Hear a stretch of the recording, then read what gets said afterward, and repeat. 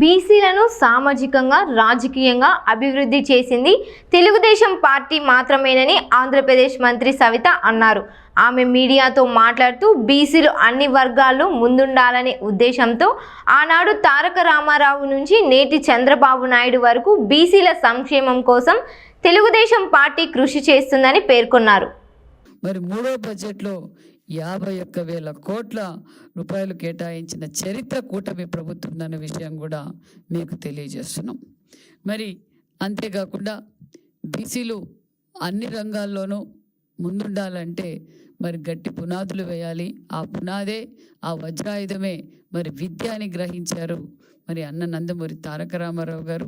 అదే ఆశయంతోనే మాన్యశ్రీ ముఖ్యమంత్రి చంద్రబాబు నాయుడు గారు కూడా మరి బీసీ బిడ్డలకు మరి పెద్దపీట వేశారన్న విషయం కూడా తెలియజేస్తూ మరి మన రాష్ట్రంలో ఉన్న ఎంజేపీ గురుకుల పాఠశాలలు మరి 109 అంతేకాకుండా మరి బీసీ హాస్టల్స్లో మరి గత ప్రభుత్వం పెట్టిన డైట్ బిల్లులు పెండింగ్ కూడా క్లియర్ చేస్తూ మరి 109 గురుకుల పాఠశాలలో మరి సుమారుగా 50,000 మంది విద్యార్థులు దాకా ఉన్నారు.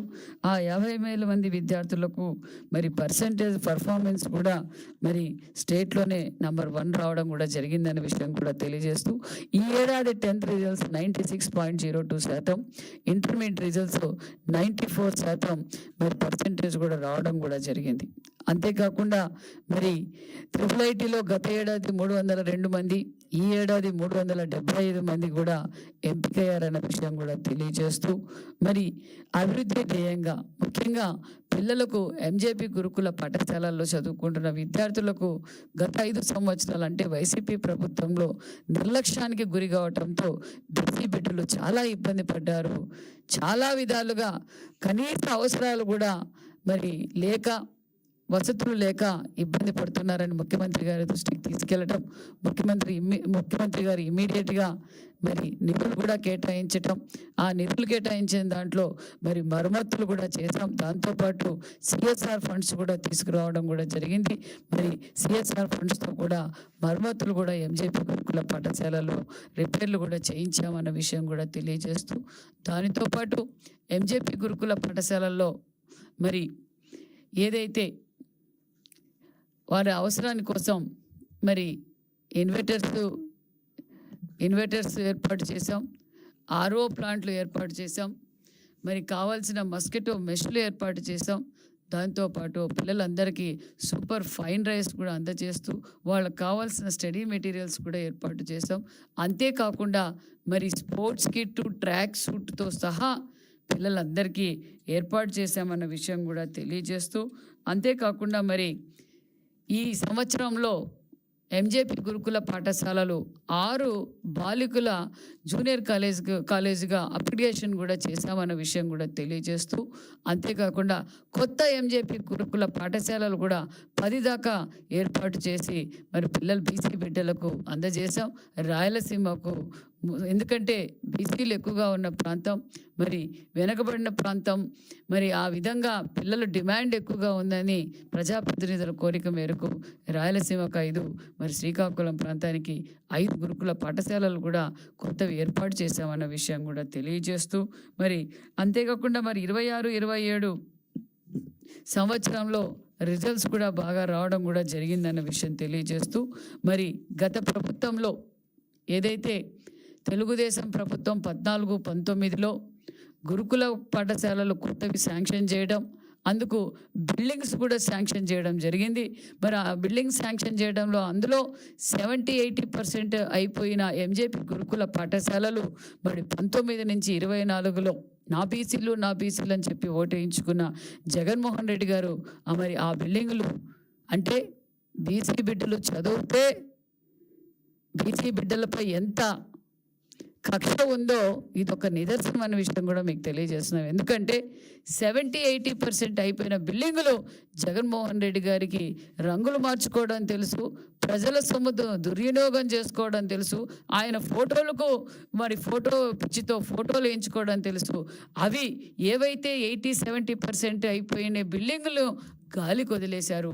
మరి మనం అధికారంలోకి రాగానే బీసీ బిడ్డలపైన సంకల్పం ఒకటే ముఖ్యమంత్రి గారికి, వాళ్ళకి కావాల్సిన వసతులన్నీ ఏర్పాటు చేయాలనే ఉద్దేశంతో ఆర్థిక పరిస్థితి బాగాలేకపోయినా మరి ఎక్కడైతే ఆగిపోయిన స్కూల్స్ అన్నీ గుడిపుతున్నాయన్న విషయం కూడా తెలియజేస్తూ, దగ్గరలో పులివెందల్లో ఉన్న ఎంజేపీ కూడా తెలియజేస్తూ ఈ బిడ్డలకు మరి అందజేయబోతున్నామన్న విషయాన్ని కూడా మీకు తెలియజేస్తున్నాం.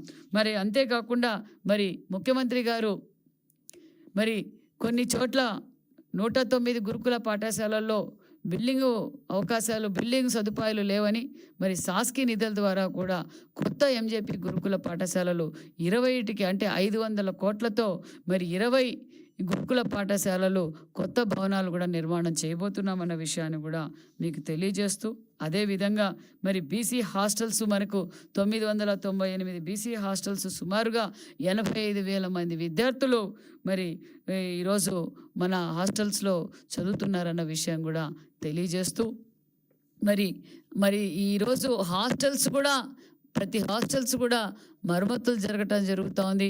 మరి వారికి కావాల్సిన మౌలిక వసతులు కూడా ఏర్పాటు చేశాం.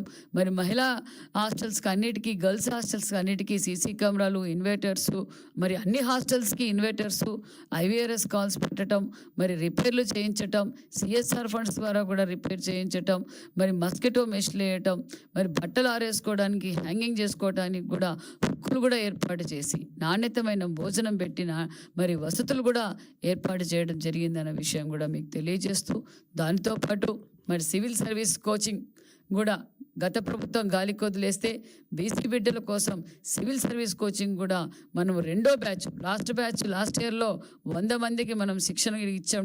మరి రెండో బ్యాచ్ 100 మందికి కావాల్సిన వాళ్ళ వసతులన్నీ ఏర్పాటు చేసి వారికి సివిల్ సర్వీస్ కోచింగ్ కూడా అందజేస్తున్నామన్న విషయం కూడా తెలియజేస్తూ, మరి దాంతోపాటు మరి మొన్నటి రోజున మెగా డిఎస్సి మనం అందజేసాం.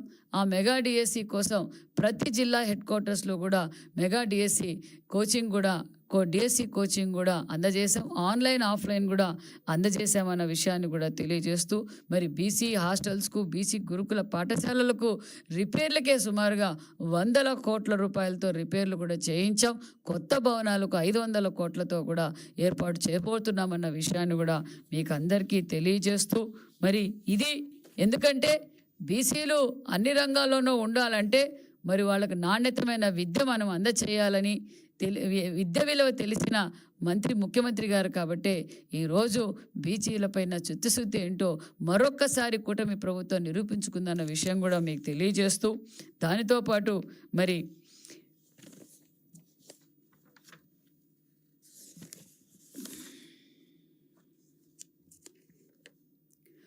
మరి బీసీల కూటమి ప్రభుత్వంలో మంచి రోజులు వచ్చాయనే చెప్పాలి. తెలుగుదేశం ప్రభుత్వం ఎప్పుడు అధికారంలో ఉన్నా బీసీలకు పెద్దపీట వేశాం, బీసీలు గౌరవించాం, బీసీల హక్కులు చేర్చుకున్నాం.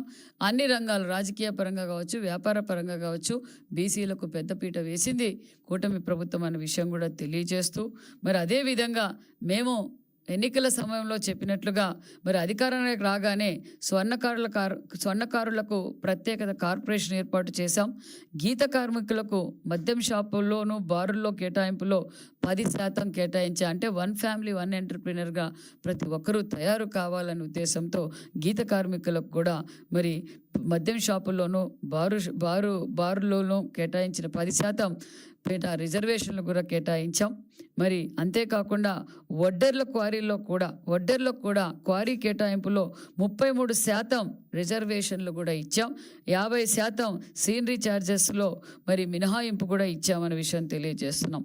చేపల వేట నిషేధ కాలంలో మత్స్యకారులకు ఆర్థిక సహాయం 10,000 ఉంటే 20,000 రూపాయలు అందజేశాం.